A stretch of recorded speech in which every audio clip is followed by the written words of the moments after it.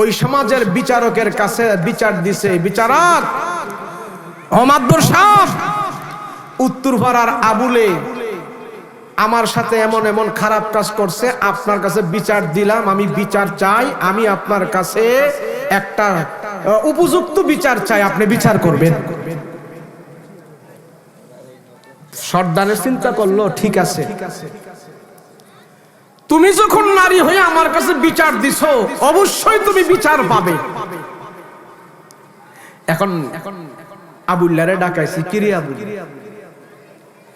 পাড়া মহল্লার সব মানুষের কাছে তুই নামাজি, এত ভালো, তোর আদর্শ সবাই আমরা জানি, তুই এমন ভালো মানুষ, তুই এমন কাজটা কেমনে করলি? চাচা কি কাজ? দক্ষিণ পাড়ার রূপালী দি তোর বিরুদ্ধে আমার কাছে অভিযোগ দিয়ে গেছে, তুই নাকি তার সাথে বলে কি খারাপ কাজ করছ। কাজা খারাপ কাজ কি?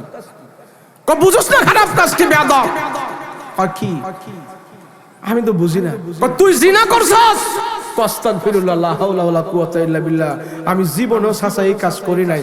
না, তোর বিরুদ্ধে বিচার দিয়ে গেছে, বিচার হবে।